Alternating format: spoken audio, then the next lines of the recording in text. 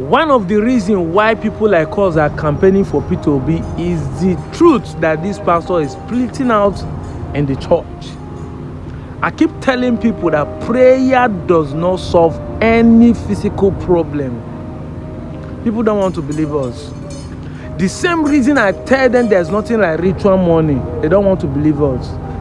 Kill 100 albino, sleep with 1,000 mad people, kill all the babies and virgins. If you don't have handwork, poverty will still hug you. Until we understand there is no spiritual connection between physical wealth and spiritual powers, we will still keep deceiving ourselves in this part of the world. Poverty will still be our portion. As far as we're still thinking there is a miraculous way of making riches without working hard, we're still going to be in poor. It's not going to be the problem of the government alone. It's going to be the problem of mindset. Because a lot of people mindset keep telling them that they have faith to produce wealth. You can't call forth private jet. You can't call forth car. You can't call forth electricity.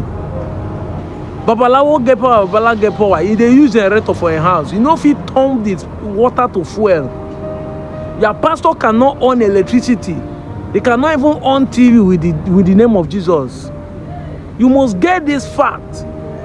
God obey principle first and faster than prayer. Watch this video and tell me what to understand in the comment section. I'm out. Wisdom 101. Ladies and gentlemen, there are only two ways to break through financially. Only two. And unfortunately, prayer is not one of them. Fasting is not one of them. Anointing oil is not one of them. The two ways to break even financially: you must have a product, you must have a service. Please, the church should graduate from prophecies. You will drive cars you did not buy. Amen. God is going to bless you. Amen. The doors of nations are open. These are powerful prophecies. I like them. But this book here is a book of prophecies. These prophecies will never be converted if we don't live. Amen. I receive, I claim. For 5-10 years you have been claiming. What came out? Nothing. Because you can't abbreviate the process. You can't break the rules. You must have product or service. I give you an example.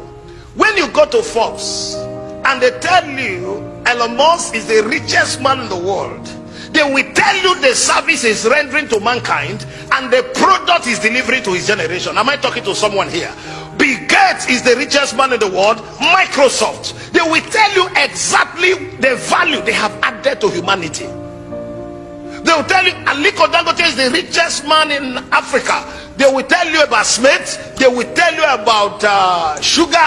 They will tell you about the product. The question is, I have prayed for you. I have prophesied on your head. What product and service do you have that God will now stand upon to bring to pass this prophecy?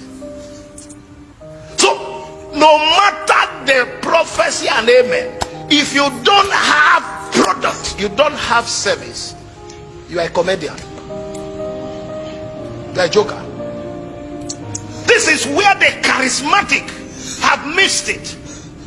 On Monday morning, when people are busy making impact in the stock market, in different platforms, making things happen, people are gathering for anointing service. Monday morning, when active minds are busy adding value to their generation, people are gathered by 9 a.m. on Monday morning doing I claim, I receive. Oh, what an embarrassment and humiliation to the body of Christ. I saw one advert. He said 100 days all night. Operation Take It by Force. Now can I tell you something? After every spiritual exercise, do a review. What came out? You must ask yourself, after the prophecy, the drama, the deliverance, ask, what was I delivered from? Only a fool who doesn't ask questions